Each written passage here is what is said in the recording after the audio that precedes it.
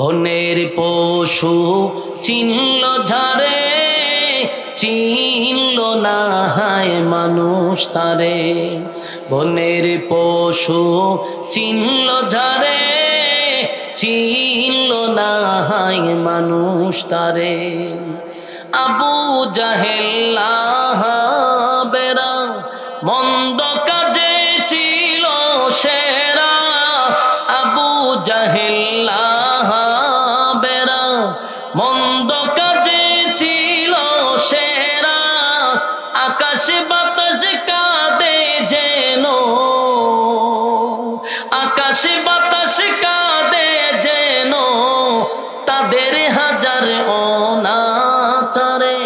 চিনল না হায় মানুষ তারে, চিনল না হায় মানুষ তারে। বনের পশু চিনল ঝারে, চিনল না হায় মানুষ তারে। কথা কোন ঠিক নেই? পাগলে বলে দেই যে তারা বিটে মাটি করে ছাড়া। পাগলে বলে দেই যে তারা বিটে মাটি করে ছাড়া। নানা রকম দেয় অপবাদ, নানা রকম দেয় অপবাদ, লাঞ্ছনা দে ভারে বারে। চিনল না হায় মানুষ তারে, চিনল না হায় মানুষ তারে। বাস্তব না বাস্তব? এই নবীর বেতায় ব্যতীত হইয়া বনের পশুরা কান্দে, কিন্তু আবু জাহিল আবু লাহাবার মনে কষ্ট নাই। নবীজির কান্না দেখে আল্লাহ বলেন, বন্ধু কেন্দিন না, আমি আপনারে কষ্ট দিছি। 4 জন সন্তান বালেক হওয়ার আগে আমি নিয়ে গেছি গো বন্ধু।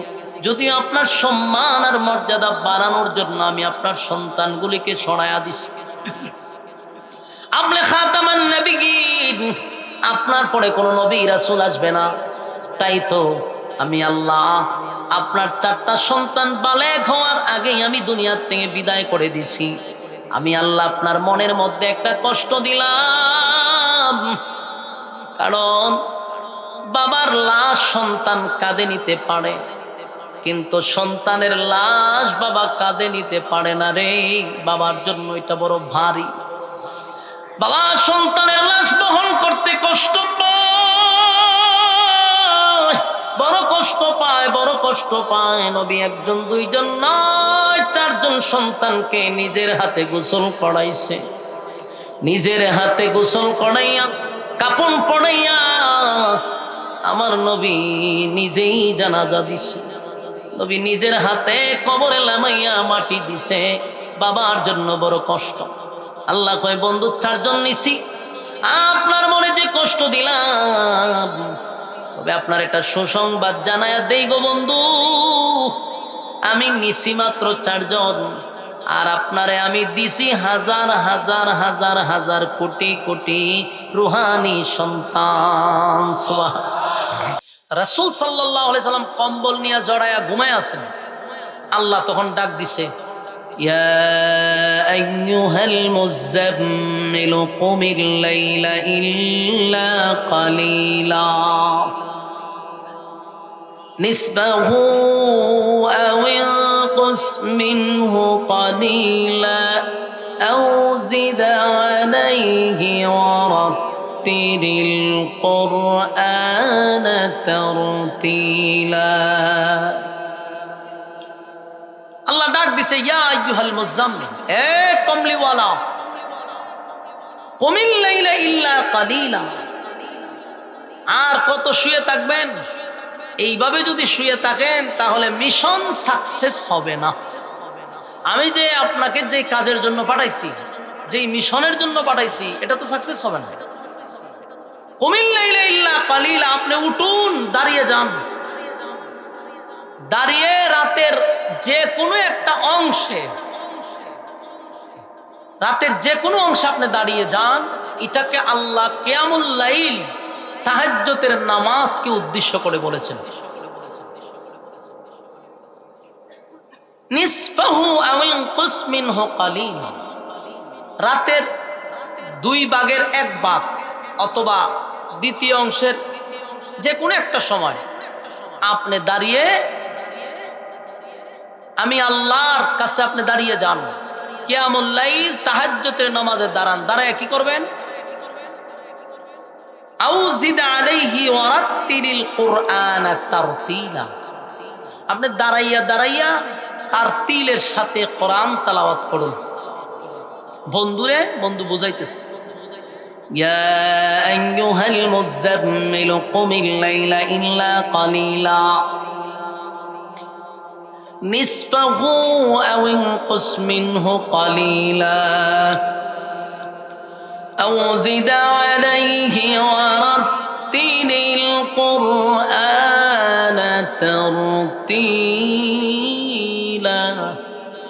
আল্লাহ বলেন, ইয়া আইয়ুহাল মুযাম্মিল, এ কমলিওয়ালা, কুমিল লাইলা ইল্লা কালিলা, এ কমলিওয়ালা, যে মিশন নিয়ে আমি আপনাকে দুনিয়ার জমিনে পাঠাইলাম, আপনি যদি শুয়ে থাকেন তাহলে মিশন সাকসেস হবে না। তাই দাঁড়িয়ে যান। হাবিবে কিবরিয়া রাতের বেলায় দাঁড়াইয়া দাঁড়াইয়া আল্লাহর কুদরতি পায়ে সেজদা দিতেন, তাহাজ্জুদের নামাজ আদায় করতেন। তখন 5 ওয়াক্ত নামাজ ফরজ ছিল না। তাহাজ্জুদের নামাজটা ফরজের মতো গুরুত্ব ছিল। সাহাবায়ে কেরামরাও তাহাজ্জুদ পড়ত। এই তাহাজ্জুদের নামাজের মাধ্যমে কি হয়? তাহাজ্জুদের নামাজের মাধ্যমে আল্লাহর সঙ্গে বান্দার সুসম্পর্ক হয়। 5 ওয়াক্ত নামাজ আমরা পড়ি, এখন এটা ফরজ। তাহাজ্জুদের নামাজ এখন ফরজ না। একটা সময় ফরজের মতো ছিল তাহাজ্জুদের নামাজ। কিন্তু এই তাহাজ্জুদের নামাজ যদিও ফরজ না, কিন্তু তাহাজ্জুদের নামাজ ছাড়া কেউ আল্লাহর ঘনিষ্ঠ বন্ধু হতে পারে না।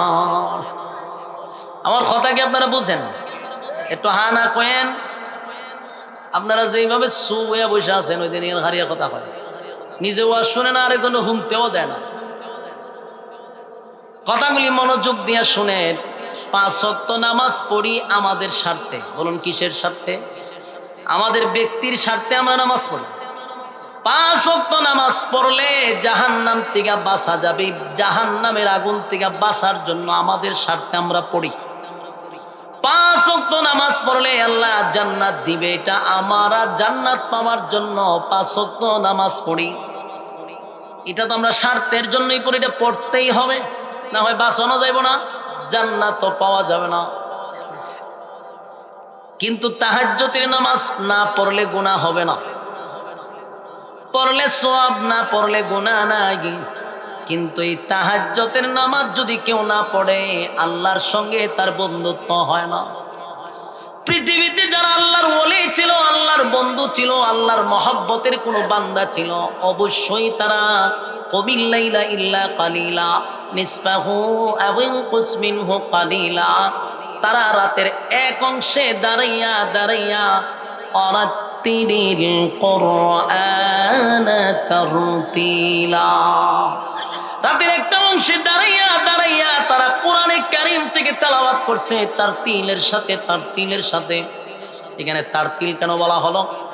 আমরা সমাজের মানুষ 5 ওয়াক্ত নামাজ পড়ে রে, নামাজ পড়তে পড়তে কপালের মধ্যে কালো দাগ ফলাইয়া দিছে। কিন্তু যদি বেচারারে ধরি যে সূরা ফাতিহাটা শুদ্ধ করে পড়েন, প্রথম লাইনেই বেজাল লাগায়া দেয়, সূরা ফাতিহাটাও শুদ্ধ করে পড়তে পারে না। অথচ নামাজ ভঙ্গের কারণ হইল 19টা কারণের মধ্যে 1 নাম্বার কারণ হলো নামাজে অশুদ্ধ পড়া। এখানে কতগুলা ফলাফান বসে দেখছেন, এডিরে হাত পা বাইন্দা এখানে না ফালান, আনালে দৌড়াই দেন, হ্যাঁ দৌড়াই দেন। ওয়াজ শুনতে যেন ফাজলামি করতে হয়েছে, কইছি না কথা বলা যাবে না, ফালতু এত বড় বড় ইয়া কথা কয়। আক্কল জ্ঞান লজ্জা শরম বলতে কিছু নাই। ওয়াজ না শুনলে যাবে এখন কথা কোনো কেন? কিন্তু বাপ দাদার ইচ্ছা শুরু করছি যে তোমার মন চালে শুনবা, ভালো না লাগে চুপচাপ চলে যাবেন, আমার পরে বসবেন। কিন্তু এখানে কোরআনের কথা চলছে, কথা বলা যাবে না, কোরআনকে অপমানা করা হবে। কোন চাইছেন আমরা চলে যান, বিরক্ত করেন আল্লাহর রাস্তা। কথাগুলি মনোযোগ দিয়ে শোনেন। ওয়ারাত্তিলিল কোরআন তারতিলা, তারতিল কেন বলছেন? নামাজ পড়ে কিন্তু সূরা ফাতিহা শুদ্ধ করে পড়তে পারে না, এমন মানুষ আছে না নাই? অথচ নামাজ ভঙ্গের কারণ হইল 19টা। তুই প্রথমেই যে সূরা ফাতিহায় ভুল লাগাইল, নামাজ আছে না গেছে? নামাজ শেষ। এখন এই মুরব্বী যেই বেচারা 60 বছর ধরে নামাজ পড়ে, তারে গিয়ে আপনি বলতে পারবেন যে আপনার নামাজ হয় না? আমরা দৌড়াই দিব লাঠি দিয়ে, ঠিক নেই? কবে আমি 60 বছর ধরে নামাজ পড়ি, মিয়া নামাজ হয় না তোমারে কে বলছে? অথচ নামাজে অশুদ্ধ পড়া মানে তোমার নামাজ প্রথমেই শেষ, কথা হয় না? তাই আল্লাহ বলছেন তারতিলের সাথে তেলাওয়াত পড়ো, তারতিলের সাথে পড়ো, কোরআন সহি শুদ্ধভাবে পড়ো। দুনিয়ার সব বুঝে, যদি জিগায় আপনি পারেন না কেন, কয় আল্লাহ মাফ করবো। সহজ কথা কি কয়? আল্লাহ মাফ করবো। আল্লাহ কেন আপনারে মাফ করবে? কয় আমরা পারি না। আল্লাহ আপনারে 60 বছর 70 বছর হায়াত দিল, আর যদি বলি কোরআন শিখেন, কয় আল্লাহ মাফ করবো। আল্লাহ ইচ্ছা মতে জুতা দা ফিডাইব। এই তোরা 60 বছর 70 বছর হায়াত দিলাম, মাফ করবো কেন? কয় আমি বুঝি না, পারি না। দুনিয়ার লাইনে সব বুঝে, দুনিয়ার লাইনে সব বুঝে। দুনিয়ার লাইনে এমন কোন জিনিস নাই যে বুঝে না। অন্যের জায়গা দখল করা বুঝে, সাদাবাজি বুঝে, টেন্ডারবাজি বুঝে, এমন কোন কাজ নাই যে বুঝে না। শুধু বুঝে না ইচ্ছা হইল ইসলামের ব্যাপারে, কথা হয় না? দি মানুষের উপরে জুলুম করা বুঝে, সব বুঝে, কিন্তু ইসলামের ব্যাপারে কয় হুজুর বুঝি না। আল্লাহ কয় আমি পাই পাই করে হিসাব নিব। মনে করছো এইভাবে গার মোড়া কইরা কইরা, ফ্যাট বড় কইরা কইরা চলতে পারবা? ইচ্ছা মতে খাইছো, খাও দাও, ফুর্তি করো, দুনিয়াটা মস্ত বড়, এমন স্লোগান দিয়া চলছ। এই স্লোগান বেশি দিন চলবে না। যেদিন মালাকুল মউত আজরাইল তোর সামনে পাঠায়া দিব, এই বড় লাউয়ের মতো ফ্যাট কবরের ভিতরে থাকবে না। বাস্তব না অবস্থা? দুনিয়ার সব বুঝলি, ইসলাম বুঝলি না কেন? সব বুঝত, সব বুঝত, ইসলাম কেন বুঝলি না? নামাজ নাই, রোজা নাই, পর্দা নাই, সুদে ঘুষে পিএইচডি মারা, কিন্তু ইসলামের ব্যাপারে আইসা বক্তব্য দেবার জন্য মাইকটা দিলে, মাইকও দাঁড়াইয়া বিসমিল্লাহর জায়গাত কয় বিসমিল্লাহির রহমানির রহিম। নেতার বক্তব্য দেখছেন না? মাইকটা দিয়ে রাখো বিসমিল্লাহির রহমানির রহিম। কত বড় নাফরমান, কত বড় খম্বক! তুই যে বিসমিল্লাহ বলে কোরআন দাও, অক্ষরটাই পরিবর্তন করে দিলি, অর্থ পাল্টাইয়া দিলি, তোর উপরে আল্লাহ নালত করবে, তোর উপরে আল্লাহ ঠাড়া করবে। আল্লাহর কোরআন বিকৃত করছস, পারস না তো যাস কেন? বিসমিল্লাহ বলতে পারো না, বাস বলবি না, কিন্তু কোরআনের শব্দ পরিবর্তন করে দিলি। এই সমস্ত নেতা আছে না নাই? যদি জিগায় পারস না কেন, কই বুঝি না। তুই সাদাবাজি বুঝস, টেন্ডারবাজি বুঝস, দখলবাজি বুঝস, সব বুঝস, কোরআন বুঝস না কেড়ে? কই শিখছি না, শিখলি না কেড়ে? তুই তো দেখা যায় বাংলা শিখলি, অঙ্ক শিখলি, ইংরেজি শিখলি, কিন্তু কোরআনের ব্যাপারে তুই অত দুর্বল কেন? অরাত্তিলিল কোরআন তারতিলা, কোরআন তারতিলের সাথেই পড়তে হবে, কোরআন সহি শুদ্ধভাবেই পড়তে হবে। নামাজে দাঁড়াইছেন, দাঁড়াইয়া দাঁড়াইয়া সূরা ফাতিহা পড়লেন, যে কোনো একটা সূরা মিলাইলেন। এই যুবক ভাইরা, বেশি দরকার নাই, মাত্র 4টা সূরা শিখেন। কয়টা সূরা? বেশি শিখা লাগবে না, মাত্র 4টা সূরা শিখেন। একজন ইমামরে 500-1000 টাকা দিয়া হইল, আপনি 4টা সূরা শিখেন। পুরা কোরআন আপনার মুখস্থ করা লাগবে না। পুরা কোরআন আপনার মুখস্থ করা আপনার জন্য ফরজ না, কিন্তু 4টা সূরা যদি আপনি মনোযোগ দিয়া সহি শুদ্ধভাবে পড়তে পারেন, তাও অন্তত আপনার নামাজ হয়ে যাবে, কথা হয় না? অন্তত নামাজটা হয়ে যাবে। আর যদি তারতিলের সাথে কোরআন সহি শুদ্ধ না হয়, নামাজ পড়লেও নামাজ হবে না।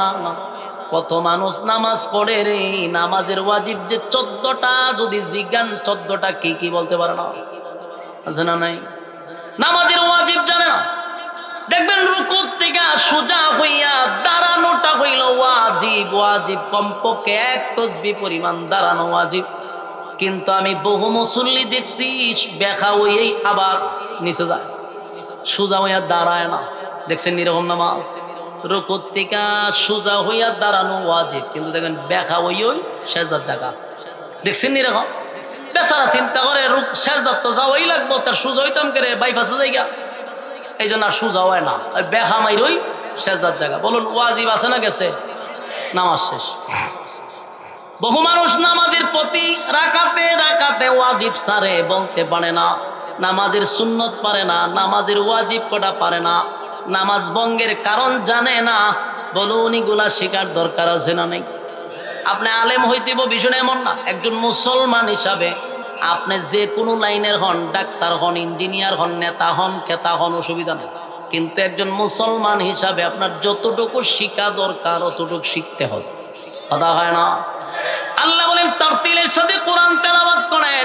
হাবিবে কিবরিয়া প্রতিদিন তাহাজ্জুদের নামাজ পড়ে, এইভাবে কোরআনের দাওয়াত দেয়, কালেমার দাওয়াত দেয়, আর রাতের বেলা দাঁড়াইয়া দাঁড়াইয়া কোরআন তেলাওয়াত করে। একটা সময় কালেমার দাওয়াত প্রকাশ্যে দেওয়া শুরু করলো, কালেমা গ্রহণ করতে লাগলো। প্রথম দিক দিয়ে যারা কালেমা গ্রহণ করলো রে, বেশিরভাগ গরিব, কৃতদাস, গোলাম, গরিব মানুষরা ইসলাম ধর্ম গ্রহণ করতে লাগলো।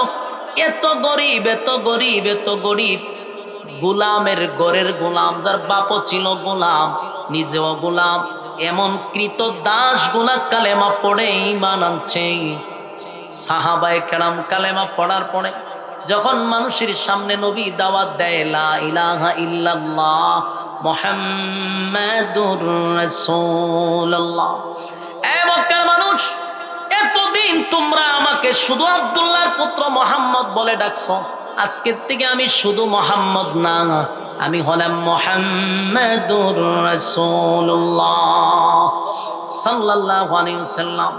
মক্কার মানুষ বলে, হায় হায়, বাপ দাদার ধর্ম পালন করে আসলাম বছরের বছর, বছরের পর বছর, আব্দুল্লাহর পুত্র মুহাম্মদকে কত না মহব্বত করলাম, কত ভালোবাসলাম, আজকে সে আমাদের বাপ দাদার ধর্মের মধ্যে সুনকালি মারল, আজকে আমাদের বাপ দাদার ধর্মের মধ্যে সুনকালি মারল না, মুহাম্মদকে আমরা এই কালেমার দাওয়াত দিতে দিব না।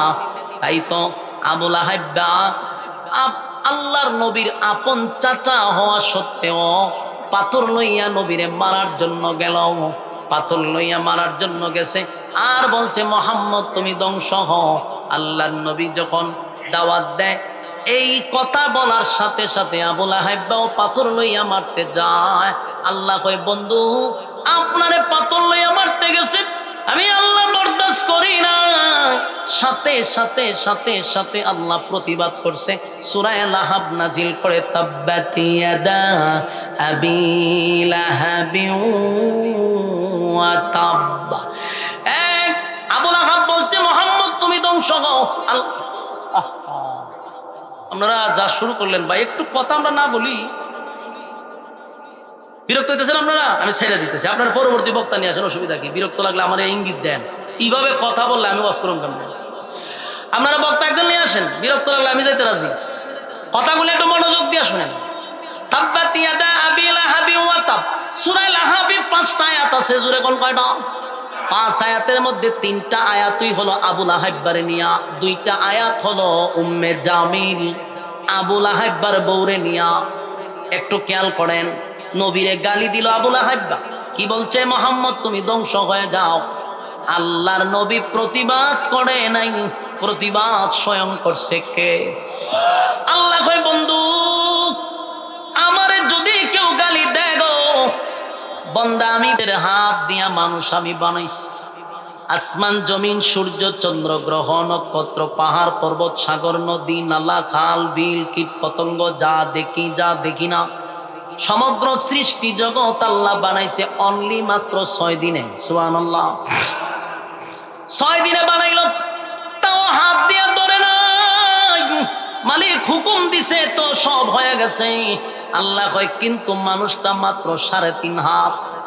এই 3.5 হাত মানুষটা বানাইতে আমি আল্লাহ 8 দিনে 6 দিনে কমপ্লিট করি নাই। মানুষটারে বানাইতে আমি 10 দিন 10 মাস 10 দিন সময় লাগাইয়া আমি বানাইছি। তাও হুকুম দিয়া না, আমি আল্লাহ কুদরতি হাত মানুষের মাথায় লাগাইছি। জোরে কোন সুবহান। বানাইয়া আমি একটা দুইটা নয়, চারটা কসম করছি। মানুষ বানাইয়া চারটা কসম করছি। আসমান জমিন বানাইয়া তো কসম করি নাই রে, মানুষ বানাইয়া এত কসম করছি। আল্লাহ কয় তিন, তিন ফলের কসম, ওয়াজ্জাইতুন, জাইতুন ফলের কসম, ওয়া তুর সিনিনা, সিনাই পর্বতের কসম, ওয়া হাযাল বালাদিল আমিন। আল্লাহ রাব্বুল আলামিন বলেন, এ পবিত্র মক্কা নগরীর কসম। তাহলে প্রথম হলো তিন ফলের কসম, জাইতুন ফলের কসম, সিনাই পর্বতের কসম। আল্লাহ বলেন মক্কা মদিনার কসম। আল্লাহ চারটা কসম করে বলেন ওয়াত্তিন ওয়াজ্জাইতুন ওয়া তুর সিনিনা ওয়া হাযাল বালাদিল আমিন। চারটা কসম করে বলেন লাকাদ খালাকনাল ইনসানা ফি আহসানি তাকওয়িম। চার কসম করে বলেন এই মানুষ সুন্দর করে বানাইছি। মানুষের সম্মান আল্লাহ সব সৃষ্টি জগতের চেয়ে বেশি দিছে। ওয়ালাকাদ কাররামনা বানি আদম, আদমের চেয়ে সম্মান আর মর্যাদা আমার আল্লাহ আর কাউরে দেয় নাই। জোরে জোরে কোন সুবহান। আমার যুবক ভাইরা, টাঙ্গাইলের ভাইরা, ইমানি জজবা যত কম, আপনাদের সুবহান আল্লাহর আওয়াজও তত কম। ইমানি জজবা যার যত বেশি, সুবহান আল্লাহর আওয়াজও বেশি। এখানে একটু চিন্তা করে দেখেন, মালিক কিন্তু আসমান বানাইছে, বিশাল আসমান। কোন আসমান বানাইছে স্বর্ণ দিয়া, কোন আসমান বানাইছে হীরা মণি মুক্তা দিয়া, কোন আসমান বানাইছে পানি দিয়া, কোন আসমান বানাইছে নূর দিয়া, নূর দিয়া। কিন্তু আসমান বানাইয়া আল্লাহ বলে নাই আসমান সুন্দর। মানুষ বানাইয়া বলছে মানুষ সুন্দর, মানুষ সুন্দর, মানুষ সুন্দর। বান্দারে ওয়ালাকাদ কাররামনা বানি আদম, আদম রে আল্লাহ এত সম্মান আর মর্যাদা দিছে। এমন কি আরো আশ্চর্য হবেন, ফেরেশতা হইল নূরের তৈরি। কিসের তৈরি? আরো জোরে। ফেরেশতা নূরের তৈরি হওয়া সত্ত্বেও আমার মালিক বলেন ফেরেশতার গুনাহ নাই, ফেরেশতার গুনাহ নাই, গুনাহ নাই, গুনাহ নাই, গুনাহ নাই। ফেরেশতা গুনাহ কি জিনিস সেটা চিনেও না। সেই ফেরেশতার ব্যাপারে আল্লাহ বলেন ফেরেশতা গুনাহ নাই, কিন্তু মানুষকে আমি ফেরেশতাদের চেয়েও দামি বানাইছি। মানুষ দামি বানাইছি, তবে এমনি না। মানুষের মধ্যে দুইটা গুণ থাকলে মানুষ দামি, দুইটা গুণ থাকলে মানুষ দামি। দুই গুণ যার মধ্যে নাই সে কোনোদিন দামি হতে পারে না। দামি হবে কখন? যার মধ্যে দুইটা গুণ আছে। জোরে কোন কয়টা? মানুষ দামি আল্লাহ বলছে, কিন্তু দুই গুণে গুণান্বিত। একটা হলো যার ভিতরে ঈমান আছে রে, ঈমান আছে, ঈমান আছে, এই হলো একটা গুণ। আর দুই নাম্বার হলো ওয়ামিলুস সালিহাত, যার ভিতরে নেক আমল আছে। যারা নেক আমল করে, ঈমান আছে, নেক আমল করে, ওই ব্যক্তিটাও আল্লাহর কাছে দামি। এই দুই গুণ যার ভিতরে নাই, এরা আবার এত নিকৃষ্ট, এত নিকৃষ্ট। আল্লাহ কোরআনে বলেন উলাইকা কাল আনআমি বাল হুম আদাল। আল্লাহ বলেন মানুষকে আমি সৃষ্টির শ্রেষ্ঠ বানাইছি, আবার সেই মানুষের মধ্যে যখন দুই গুণ থাকবে না, তখন আল্লাহ বলেন কুকুর বিড়ালের চেয়েও মানুষ আরো নিকৃষ্ট, আরো নিকৃষ্ট। চতুষ্পদ জানোয়ারের চেয়েও আরো নিকৃষ্ট। মানুষ নিকৃষ্ট হয় কখন? যার ভিতরে ঈমান নাই, যার ভিতরে নেক আমল নাই। এই মানুষ কুকুর বিড়ালের চেয়েও নিকৃষ্ট। কথা বুঝতেছেন? কুকুর বিড়াল জাহান্নামে যাবে না, কিন্তু যার ভিতরে ঈমান আর নেক আমল নাই তারা জাহান্নামে যাবে। তাহলে জাহান্নামে যে যায়, কুকুর বিড়াল জাহান্নামে যাবে না। কুকুর এবং বিড়াল চতুষ্পদ জানোয়ার অপরাধ করে থাকলে আল্লাহ তাদেরকে শাস্তি দিয়া মাটির সাথে মিশায়া দিবে। তাদের জান্নাতও নাই, জাহান্নামও নাই। কিন্তু মানুষ, তোর জন্য জান্নাত আছে, তোর জন্য জাহান্নাম আছে। তুই জান্নাতি হইলে ফেরেশতাদের চেয়ে তুই দামি। আর তুই যখন জাহান্নামী হবি, কুকুর বিড়ালের চেয়ে নিকৃষ্ট, নিকৃষ্ট, নিকৃষ্ট। আল্লাহ কয় বান্দারে আমি এত সম্মান আর এত মর্যাদা দিছি, দুই গুণে গুণান্বিত হইলে আমার যুবক ভাই, এক নাম্বার হইলে ঈমান, দুই নাম্বার হলো নেক আমল। কথা কি বুঝতেছেন? এবার আসুন, আল্লাহ রাব্বুল আপনারে গালি দিছে আবুল আহাব্বা, আমি কিন্তু প্রতিবাদ করছি। আবুল আহাব্বার ব্যাপারে 5টা আয়াতের মধ্যে 3টা আয়াত হলো আবুল আহাব্বার বিরুদ্ধে, 2 নাম্বার হলো তার বউয়ের বিরুদ্ধে। আল্লাহ কয় আমারে গালি দিলে আমার কষ্ট লাগে না, বন্দা আমি বানাইছি মহব্বত করে, কিন্তু আমার বন্দা যদি আমার বন্ধুরে গালি দেয় আমি আল্লাহ বরদাস্ত করতে পারি না। তাই আবুল আহাব্বার বিরুদ্ধে কমপ্লিট সূরা নাজিল করছে। নবীজি আবার দাওয়াত দেয়, বিভিন্ন দিক দিয়া প্রতিবাদ, নবীর বিরুদ্ধে সমালোচনা, নবীরে মারার জন্য বিভিন্ন ষড়যন্ত্র, কালেমার দাওয়াত দেয়। মানুষ নবীরে পাগল পাগল পাগল বলে গালি দেয়, কিন্তু টাচ করতে পারে না। কেন জানেন? নবীর চাচা আবু তালেব এখনো জীবিত, আম্মাজান খাদিজা এখনো জীবিত। আম্মাজান খাদিজা যদিও নবীর স্ত্রী, আম্মাজান খাদিজা যদিও নবীর স্ত্রী একজন মহিলা, কিন্তু আম্মাজান খাদিজার পাওয়ার ছিল তদানীন্তন সময়ের সবচেয়ে বড় মহিলাদের মধ্যে শিল্পপতি, উচ্চ শিক্ষিত। আরবের মানুষ উনার সামনে দাঁড়াইয়া কথা বলার সাহস পাইত না। 2 নাম্বার হলো আবু তালেব বড় একজন সর্দার, এই কারণে মানুষ নবীর বিরুদ্ধে কথা বলতো, কিন্তু টাচ করার সাহস পাইত না। সংক্ষেপে বলি, হঠাৎ করে একদিন আম্মাজান খাদিজা দুনিয়ার থেকে বিদায় হয়ে গেল। আমার কথাগুলো একটু মনোযোগ দিয়ে শুনবেন। কেন সূরা কাউসার নাজিল হলো, এর পিছনের রহস্যটা কি? কেন আল্লাহ সূরা নাজিল করে নবীরে সান্ত্বনা দিল, এর পিছনে কারণটা কি? না হাতে গুন্না গুন্না ইয়াদ রাখবেন।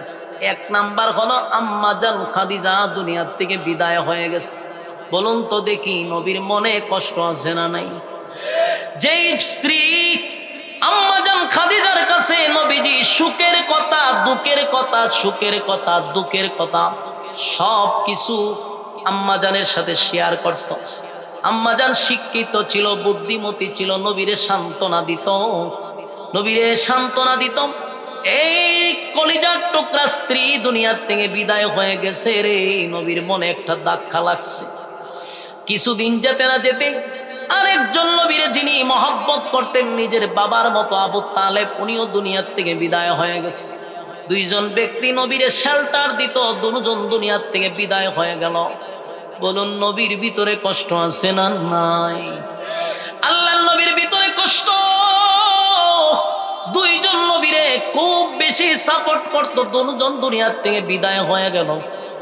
আম্মাজান খাদিজা, আবু তালেব 2 জন বিদায় হয়ে গেল। হায় হায়, গোটা এলাকার মানুষ এখন নবীরে আক্রমণ করার জন্য প্রস্তুতি নিছে। আল্লাহর নবী দেখলো পরিস্থিতি ভালো না, মক্কার পরিস্থিতি বড় ভয়াবহ। চাচা মারা গেছে, যেই চাচা নিজের বাবার মতো লালন পালন করছে নবীরে, নিজে না খাইয়া খাওয়াইছে, নিজে বুকের সঙ্গে জড়ায়া দইরা ঘুমাইছে, এমন বাতিজাটা দুনিয়ার থেকে বিদায় হয়ে গেছে। এমন বাতিজা, এমন চাচা দুনিয়া থেকে বিদায় হয়ে গেল। যুবক ভাইরা, বিদায় হওয়ার পরে নবীজি এবার সিদ্ধান্ত নিল মক্কার অবস্থা এখন ভালো না। তাই সিদ্ধান্ত নিল এখন দাওয়াতটা আপাতত এরিয়াটা বাদ দিয়া দূরে কোথাও চলে যাই। আল্লাহর হাবিব দূরে গেলেন কালেমার দাওয়াত দিতে। তায়েফের ময়দানে দাওয়াত দেওয়ার জন্য গেলেন। ঘটনা আপনারা জানেন, শুধু টাচ দিয়া গেলাম। তায়েফের ময়দানে দাওয়াত দিতে গিয়া নবী রক্তাক্ত হইলেন।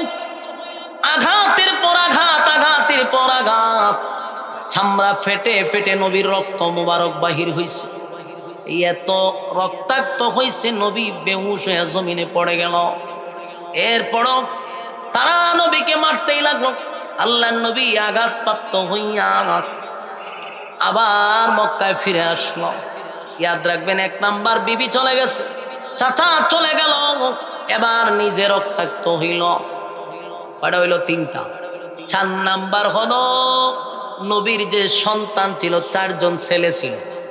এই 4 জন ছেলে একে একে একে একে 4 জন ছেলে বালেগ হওয়ার আগেই আল্লাহ নিয়ে গেছে। আমার যুবক ভাইরা, সূরাটা নাজিল হয়েছে নবীরে সান্ত্বনা দেওয়ার জন্য। আপনারা একটু খেয়াল করেন, 1 নাম্বার বিবি মারা গেল, 2 নাম্বার চাচা মারা গেল, 3 নাম্বার নিজে রক্তাক্ত হইল, 4 নাম্বার হলো সন্তানগুলি একে একে একে একে সব বালেক হওয়ার আগেই মারা গেছে। কয়টা হইল? 3টা আঘাত নবী পাইছে। 4র্থ নাম্বার আঘাতটা হলো নবীর যারা কর্মী ছিল, নবী তো নেতা, তার কর্মীরা জায়গায় জায়গায় মার খাইতেছে, জায়গায় জায়গায় মার খায়। একজন সাহাবী এসে বলে, নবী গো, খাব্বাবরে জ্বলন্ত কয়লার মধ্যে শোয়া রাখছে গো নবী, কালেমা পড়ার অপরাধে। আরেকজন এসে বলে, হুজুর, বেলালের বুকের মধ্যে পাথর, কালেমা পড়ার অপরাধে বেলাল রে সূর্যের মধ্যে শোয়া রাখছে, সূর্যের নিচে। এখন নবী হলেন নেতা, কর্মীরা মার খায়, বলুন নেতার কষ্ট আছে না নাই? যদি সত্যিকারের নেতা হয়, কর্মীর জন্য তার মায়া থাকবে, দরদ থাকবে। কিন্তু আমরার দেশের নেতারা কর্মীরারে সামনে পাঠায়, নেতাদের সির তলে ঘুমায়। মায়ের খাইলে কর্মীরা খা, গুলি খাইলে কর্মীরা খা, মরলে তোরা মর। কোন নেতা মরে না, নেতা মায়ের খায় না, সব কর্মীরা দেখবেন রাস্তাঘাটে রক্তাক্ত হয়, আছে না নাই? কিন্তু আমার নবীর ইতিহাস তালাশ করে দেখেন, কর্মী যেমন মায়ের খাইলো, আমার নবীও রক্ত ঝরাইল। আল্লাহ নবী খানে কাবার সামনে বৈশা যখন শুনতেছিল বেলাল রে মারতেছে, খাব্বাব রে মারতেছে, আল্লাহ নবী চোখ দিয়ে মুক্তার দানার মতো পানি পড়তেছে। আল্লাহ নবী চোখ দিয়ে পানি ছেড়ে দিল। আর নবীজি বৈশা আছে। কিছুক্ষণ পরে আরেকজন আইসা কয়, হুজুর, আপনারা পঞ্চাশি উম্মে জামিল মানুষের কাছে গিয়া আপনার বিরুদ্ধে কয় আপনি নাকি আবেতার। আবেতার শব্দের অর্থ হলো আটকুড়া, লেস কাটা, নির্বংশা। নবীরে আবেতার বইলা গালি দিছে। আল্লাহ নবীর চোখ দিয়া পানি পড়ে, নবী কান্দে। একে একে কয়েকটা আঘাত প্রাপ্ত নবী হইল। 1 নাম্বার হলো স্ত্রী মারা গেল, চাচা মারা গেল, 4 জন সন্তান চলে গেল, নিজে রক্তাক্ত হইল, কর্মীরা মার খায়। অন্যদিকে নিজের মানুষ অপপ্রচার করে রে, অপপ্রচার করে। দেখেন তো কতগুলা আঘাতে আঘাতে নবী জর্জরিত। এতগুলা আঘাত নিয়ে নবী যখন খানে কাবার সামনে কান্দে, আল্লাহ জিব্রাইল রে পাঠায়া কয়, জিব্রাইল রে, আমার বন্ধুর চোখের পানি বরদাস্ত করতে পারি না, বন্ধু কানবে, আমি আল্লাহ বরদাস্ত করতে পারি না। যা বন্ধুরে সুসংবাদ দে, বন্ধুরে সান্ত্বনা দে, বন্ধুর পক্ষে প্রতিবাদ কর, জোরে কোন সুবহান। ঠিক ওই মুহূর্তে নবীর কান্না দেখে আল্লাহ জিজ্ঞাসা করে, বন্ধু কেন কান্দেন, কেন কান্দেন, কেন কান্দেন? আল্লাহ কয়, বন্ধু আমি কেন কান্দি আপনার কি জানার বাকি আছে? বলুন, আল্লাহ জানেনি, কিন্তু কেন আল্লাহ জানার পর বন্ধুরে জিজ্ঞাসা করে? আল্লাহ কয়, বন্ধু আমি সব জানি, আপনি বললে আমি মালিকের ভালো লাগে। সুবহান। এবার হাবিবি কিবরিয়া বলেন, মালিক, আমার স্ত্রী দুনিয়ার থেকে বিদায় হয়ে গেল, আমার কষ্ট নাই, কারণ আপনার ডাকে সাড়া দিয়া চলে গেছে। আমার এখানে কোনো হাত নাই মালিক, এই জন্য কান্দি না। জীবনে বাবার আদর পাই নাই, বাবারে কোনোদিন দেখিও নাই। আমার আপন চাচা ছোটবেলার থেকে নিয়া আমারে এত বছর লালন পালন করলো, চাচা আমার জন্য জেল খাটলো। চাচা আমার বিরুদ্ধে কেউ কথা বললে সর্বপ্রথম চাচা সামনে দাঁড়াইতো। সেই কলিজার টুকরা চাচাও দুনিয়ার থেকে বিদায় হয়ে গেল। আল্লাহ এই জন্য কান্দি না। আমার আপনি 4টা সন্তান দিলেন, আপনার সম্পদ আপনি দিছেন, আপনি নিছেন, আমার কোনো অভিযোগ নাই, অভিযোগ নাই। 4টা সন্তান দিয়ে আপনি নিয়ে গেছেন, এই জন্য আমি কান্দি না। তায়েফের ময়দানে আঘাতের পর আঘাত, আমার শরীরের এমন কোনো জায়গা নাই যেখান দিয়া রক্ত বাহির হয় নাই।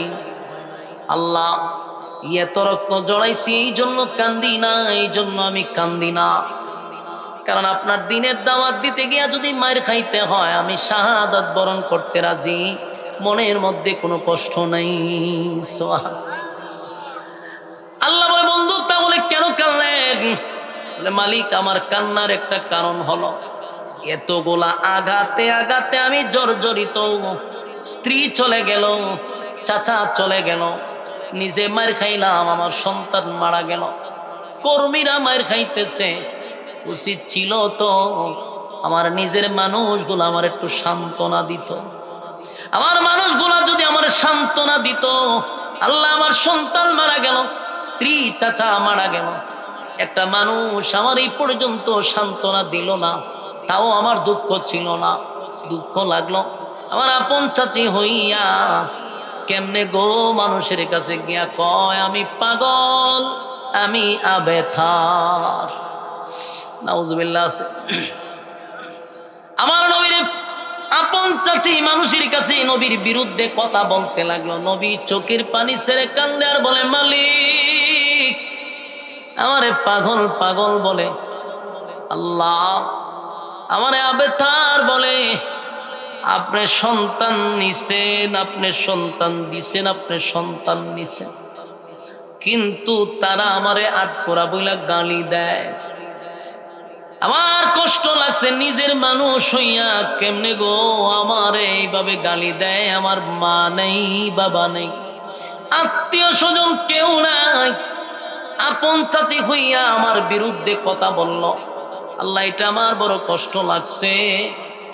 আল্লাহ হয় বন্ধু আপনারে কেউ কষ্ট দিলে আমি আল্লাহ যে বরদাস্ত করতে পারি না। বন্ধু আপনারে কষ্ট দিলে আমি আল্লাহ সহ্য করতে পারি না। আমার নবী যদি কান্দে রে, আমার নবীর ব্যথায় ব্যথিত হইয়া বনের পশুরা পর্যন্ত কান্দে। টাঙ্গাইলের মানুষ, আপনাদের ভিতরে নবীর মহব্বত না থাকতে পারে অথবা থাকতে পারে, কিন্তু একটা জিনিস খেয়াল রাখবেন, আমার নবীর দুঃখে দুঃখিত হইয়া বেড়া বকরিরা পর্যন্ত মক্কায় কাঁদছে। আপনার এটা শুই না সুবহানাল্লাহ বলতে ওরা জিনা। আপনার এলে না শেখেরা শুনে বিরিয়ানি দেন, দেখবেন আলহামদুলিল্লাহ করার অভাব নাই। এক প্যাকেট বিরিয়ানি পাইলে এই সময় শুকরিয়া আদায় করে। নবীর ব্যথায় ব্যতীত হইয়া একবারও সুবহানাল্লাহ আলহামদুলিল্লাহ বলতে আপনারা রাজি না। কারণটা কি? কথাগুলি মনোযোগ দিয়ে শুনেন। আমি আপনি কানলে কেউ আমাদের কান্নায় কানবে না, কিন্তু নবী যখন কান্ত নবীর চোখ দিয়া মুক্তা জড়ত, টপ টপ করে মুক্তার দানার মতো নবীর চোখ দিয়া পানি পড়ত। নবীর ব্যথায় ব্যতীত হইয়া বেড়া বকরিরা পর্যন্ত কান্ত। এমনকি নবীরে গালি দিলে আল্লাহ প্রতিবাদ করছে রে। নবীর কান্না দেখে বেড়া বকরিরা কানলো, আফসুস আফসুস আবু জাহেল আবু লাহাব ছিল না। কথা ঠিক নেই। বনের পশু চিনল ঝারে, চিনল না হায় মানুষ তারে। বনের পশু চিনল ঝারে, চিনল না হায় মানুষ তারে। আবু জাহেল বেরা মন্দ কাজে ছিল সেরা। আবু জাহেল বেরা মন্দ কাজে ছিল সেরা। আকাশ বাতাস কাঁদে যেন, আকাশ বাতাস কাঁদে যেন, তাদের হাজার অনাচারে। ছিল না হায় মানুষ তারে, ছিল না হায় মানুষ তারে। বনের পশু চিনল ঝারে, চিনল না হায় মানুষ তারে। কথা কোন ঠিক নেই? পাগলে বলে দেই যে তারা বিটে মাটি করে ছাড়া। পাগলে বলে দেই যে তারা বিটে মাটি করে ছাড়া। নানা রকম দেয় অপবাদ, নানা রকম দেয় অপবাদ, লাঞ্ছনা দে ভারে বারে। ছিল না হায় মানুষ তারে, ছিল না হায় মানুষ তারে। বাস্তব না অবাস্তব? নবীর ব্যথায় ব্যতীত হইয়া বনের পশুরা কান্দে, কিন্তু আবু জাহিল আবু লাহাববার মনে কষ্ট নাই। নবীজির কান্না দেখে আল্লাহ বলেন, বন্ধু কান্দেন না, আমি আপনারে কষ্ট দিছি, 4 জন সন্তান বালেগ হওয়ার আগে আমি নিয়ে গেছি গো বন্ধু। যদিও আপনার সম্মান আর মর্যাদা বাড়ানোর জন্য আমি আপনার সন্তানগুলিকে ছড়াইয়া দিছি। আপনি খাতামান নবিয়্যিন, আপনার পরে কোনো নবী রাসূল আসবে না, তাই তো আমি আল্লাহ আপনার 4টা সন্তান বালেগ হওয়ার আগেই আমি দুনিয়ার থেকে বিদায় করে দিছি।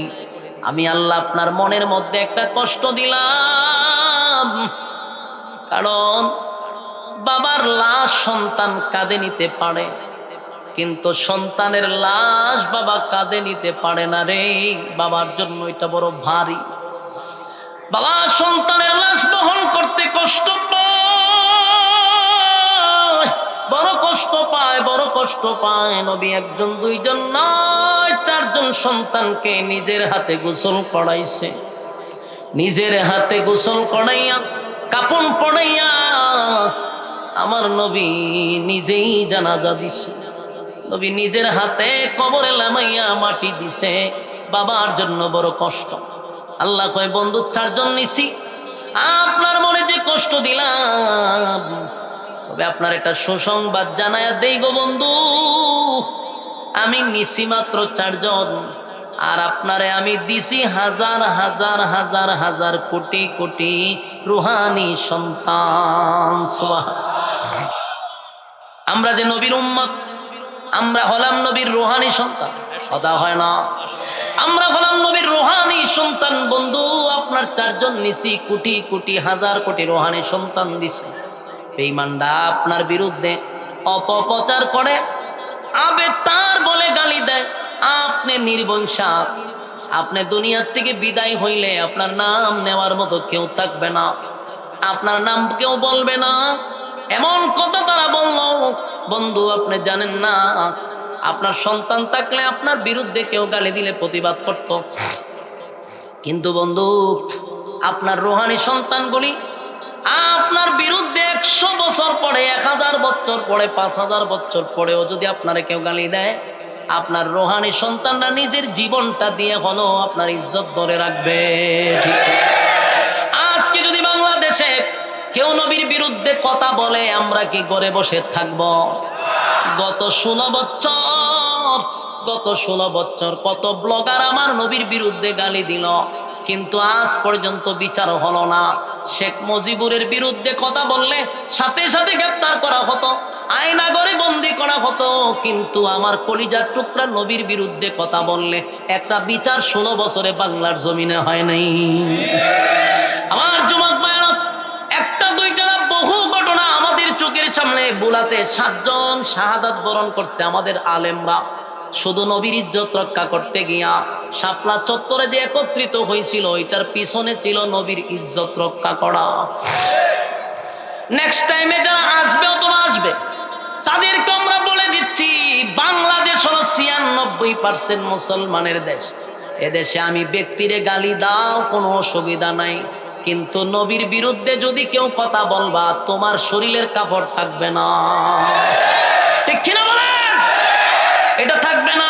তোমার নেতাগিরি তো শেষ, তোমার যন্ত্রফ্রন্ত্র যা আছে সব কাটতে ফেলে দেওয়া হবে। এটা না হলে বাংলাদেশ। আমার গালি দিয়ে কোনো অসুবিধা নাই, কিন্তু আমার নবীর বিরুদ্ধে কথা বলবি, যে জিব্বা লড়াইয়া কথা বলবি, সেই জিব্বা টান দিয়া কুত্তার নাস্তা বানায়া দিবে পাবলিক। কারণ কোটি কোটি হাজার কোটি রুহানি সন্তান আছে না নাই? আমার বাবারে গালি দিলেও এত কষ্ট লাগে না, কিন্তু আমার নবীর বিরুদ্ধে কথা বললে এটা সহ্য হয় না, কারণ এটা আমার ঈমান, এটা আমার ঈমান। জীবন যদি দিতে হয় দিয়া দিব, কিন্তু নবীর ইজ্জত নষ্ট করতে দিব না। আল্লাহ কয়, বন্ধু আপনার নিচে 4 জন দিলাম, তো হাজার হাজার রুহানি সন্তান, যারা আপনার অপবাদ দেয়, আপনার বিরুদ্ধে কথা বলার কেউ থাকবে না। কিয়ামত পর্যন্ত বন্ধু ওয়াদা দিলাম, আমি আল্লাহর নাম থাকবে যতদিন, আপনি নবীর নাম থাকবে ততদিন। আপনার নাম জমিন থেকে মুছবে না। তাই আল্লাহ বন্ধুরে খুশি করার জন্য, যেহেতু বন্ধু কষ্ট পাইছে, তাই আল্লাহ প্রথম খুশি করছে সূরা কাউসার নাজিল করে। আল্লাহ কয় ইন্না আ'তাইনাকাল কাউসার, বন্ধু নিশ্চয় নিশ্চয় আপনাকে আমি কাউসার দান করে দিলাম। আদম থেকে নিয়ে ঈসা রূহুল্লাহ পর্যন্ত যত নবী রাসূল দুনিয়াতে আসছে, বন্ধু আদম 350 বছর কাঁদছে, বন্ধু নূহ পয়গম্বর 950 বছর কাঁদছে, বন্ধু ইব্রাহিম খলিলুল্লাহ পরীক্ষায় বারবার উত্তীর্ণ হয়েছে, বন্ধু কালিমুল্লাহ মুসা আমার সঙ্গে কথা বলছে। এত নবীরা এত সম্পর্ক থাকার পরেও কাউসার দেই নাই, কাউসার দেই নাই। বন্ধু 4 জন সন্তান নিলাম, নেন বিনিময় আপনারে আমি কাউসার দিলাম। আল্লাহ ভাই আপনারে কাউসার দিয়া দিলাম। আর বন্ধুরে খুশি করছে, বন্ধুরে খুশি করছে। আল্লাহ অন্য আয়াতে বলেন ওয়ালা সাউফা ইউতিকা রাব্বুকা ফাতারদা। এর আগের আয়াতে বলেন বন্ধু আপনাকে আমি দুনিয়াতে যা দিছি কিছুই না, কিছুই না, কিছুই না। ওয়ালাল আখিরাতু খায়রুল লাকা মিনাল উলা ওয়ালা সাউফা ইউতিকা রাব্বুকা ফাতারদা। আল্লাহ কয় ওয়ালাল আখিরাতু খায়রুল লাকা মিনাল উলা, যা দিছি তার থেকে হাজার হাজার হাজার হাজার গুণ বেশি পরকালে আপনার জন্য বরাদ্দ রাখব। ওয়ালাল আখিরাতু খায়রুল লাকা মিনাল উলা ওয়ালা সাউফা ইউতিকা রাব্বুকা ফাতারদা। আপনাকে আমি শীঘ্রই শীঘ্রই খুশি করব। এখানে সূরা দোহার ভিতর আল্লাহ যে ইঙ্গিতটা দিলেন আপনাকে শীঘ্রই খুশি করব, এর একটা অর্থ দ্বারা তাফসীর কারকরা বলেন আল্লাহ বন্ধুরে খুশি করার জন্য ওয়ালা সাউফা ইউতিকা রাব্বুকা ফাতারদা, এর ব্যাখ্যা হতে পারে পরবর্তী মক্কা বিজয়, এর ব্যাখ্যা হতে পারে আল্লাহ যে বন্ধুরে দাওয়াত দিয়া 7 আসমানে উঠাইবে, মেরাজের রজনীর সুসংবাদ আল্লাহ হয়তোবা জানায়া দিছে। অথবা আরেকটা সুসংবাদ হতে পারে কিয়ামতের কঠিন ময়দানে আমার আর নবীরে আল্লাহ সুপারিশকার বানায়া দিবে। এই জন্য আল্লাহ এই কথাটা বলছেন ওয়ালা সাউফা ইউতিকা রাব্বুকা ফাতারদা, অচিরে আপনাকে খুশি করব। এই বেঈমানরা নবীরে গালি দিছে, আল্লাহ প্রতিবাদ করছে, বিনিময়ে আল্লাহ কাউসার দান করছে, কাউসার দান করছে, কাউসার দান করছে। শুধু কাউসার দিছে এমনটা নয়, পরবর্তীতে 7 আসমানে বন্ধুরে ইনভাইট কইরা নিয়ে গেছে। চিৎকার দিয়া কোন সুবহান। 7 আসমান সিদরাতুল মুনতাহায় লইয়া সেখান থেকে আরেকটা স্পেশাল প্রাইভেট কার দিয়া আরশে আজিমে বন্ধুরে বন্ধুর বাড়িতে নিয়ে গেল। সেখানে নিয়া জান্নাত জাহান্নাম ভ্রমণ করাইয়া বন্ধুরে ওই যে দান করছে ইন্না আ'তাইনাকাল কাউসার, আল্লাহর বন্ধু তার বন্ধুরে কাউসার, হাউজে কাউসার তার সশরীরে সচক্ষে আল্লাহ দেখায়া দিল, বন্ধু এটাই আপনাকে গিফট করলাম। আমার নবী খুশি হইয়া বলে মালিক এই সুন্দর হাউজ আপনি আমারে দিছেন। আল্লাহ কয় বন্ধু এই হাউজে কাউসার আপনাকে দিলাম, আপনার উম্মতকে পানি পান করাবেন। আমার যুবক ভাইরা বন্ধুরে বন্ধু খুশি করে দিল। এবার এটাও হতে পারে ওয়ালা সাউফা ইউতিকা রাব্বুকা ফাতারদা, বন্ধুরে বন্ধু খুশি করে দিল।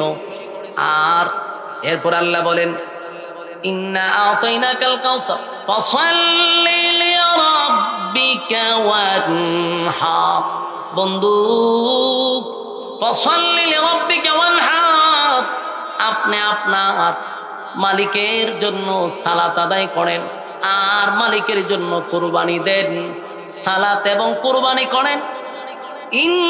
ইন্না শানিআকা হুয়াল আবতার, এই শেষ আয়াতে আল্লাহ রাব্বুল আলামিন প্রতিবাদ করছে। ওই যে বেঈমানরা উম্মে জামিল আবু লাহাবের বউ মানুষের কাছে গিয়া কইছে আপনি আবেতার, আপনি আবেতার, আপনার ছেলে নাই, বংশ ধরে রাখার মতো কেউ নাই।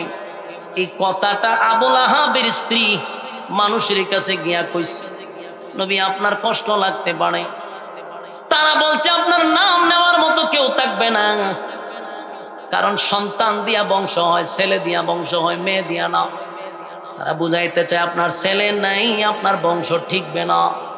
আল্লাহ এটার জবাবে বলেন, ইন্না শানিআকা হুয়াল আবতার, নিশ্চয়ই তারা আবেতার, যারা আমার নবীর আবেতার বলে গালি দিছিল, আমার আল্লাহ উল্টা বলে তারাই তো আবেতার, তারাই তো লেজ কাটা, তারাই তো নির্বংশা।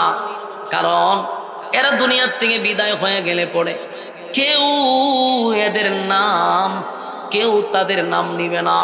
আজকে পর্যন্ত কার সন্তানের নাম কি আবুল আহাব আছে, আবু জাহেল আছে, উতবা উতাইবা সাহেবা, এদের নাম কোন সন্তানের নাম হিন্দুরাও রাখে না, খ্রিস্টানরাও রাখে না, ইহুদিরাও রাখে না, মুসলমানরাও রাখে না। এদের নাম নেওয়ার মতো কেউ থাকবে না। তাই আল্লাহ বলেন নিশ্চয়ই তারা আবেতা, তারা নির্বংশা, তারা লেজ কাটা। কিন্তু আপনার নবী লেজ কাটা না, আপনার নাম থাকবে পৃথিবী যতদিন থাকবে গো, আপনার নাম এই জমিনে থাকবে। জোরে জোরে কোন সুবহান। বলুন আমার নবীর নাম আছে না নাই? এই যে আপনারা মাহফিলে বসছেন, শুরুতেই আমরা দুরূদ পড়ছি। এই বাংলাদেশে হাজার হাজার কোটি কোটি আশিকে রাসূলরা প্রতিদিন আমার নবীর শানে দুরূদ পড়ে, দুরূদ পড়ে পড়ে এই দুরূদগুলি ফেরেশতাদের মাধ্যমে আপনার নাম, আপনার বাবার নাম, আপনার ঠিকানা সহ রওজাতে নিয়ে পৌঁছায়া দেয়। সুবহান। এবার যখন দুরূদ পড়লে ফায়দা কি? অনেক সময় শ্রোতারা দুরূদ পড়তে রাজি না, দেখবেন বক্তায় দুরূদ পড়ে শ্রোতারা বসে থাকে। এই দুরূদ পড়া যে কত সওয়াব, একবার দুরূদ পড়লে 10টা নেকি। সুবহানাল্লাহ। একবার দুরূদ পড়লে 10টা গুনাহ মাফ হয়। সুবহানাল্লাহ। একবার দুরূদ পড়লে 10টা রহমত আপনার উপরে বর্ষিত হয়। সুবহান। তাহলে প্রতি সেকেন্ডে সেকেন্ডে আমার নবীর নামের দুরূদ এবং সালাম আমার আল্লাহ পৌঁছায়া দেয়। সুবহান। আমার যুবক ভাইয়েরা, শেষ কথা হলো এই যে আমার নবীর উপরে দুরূদ পড়লে 10টা গুনাহ মাফ, 10টা নেকি আমল নামায় ঢুকে, এমন কি আমার আল্লাহ 10টা গুনাহ মাফ করে দেয়। সেই নবীর নামে প্রতিদিন দুরূদ শরীফ পড়ব। কারা কারা 2টা হাত তুলে দেখায়া দেই। লিল্লাহে তাকবীর, লিল্লাহে তাকবীর। সম্মানিত শুধু রাজি আছেন ইনশাআল্লাহ? হাত তুলেন, বলেন অন্তত পক্ষে ডেইলি 3 বার হইলো দুরূদ শরীফ পড়ব। রাজি আছি? নবীর উপরে দুরূদ পড়লে বাপ দাদার নাম সহ মদিনায় আল্লাহ পৌঁছায়া দেয়। আমরা নবীর উপরে দুরূদ পড়ব, নবীর প্রতি মহব্বত ভালোবাসা অন্তরে রাখবো। কিয়ামতের ময়দানে আল্লাহর রাসূল আমাদের জন্য সুপারিশ করবে।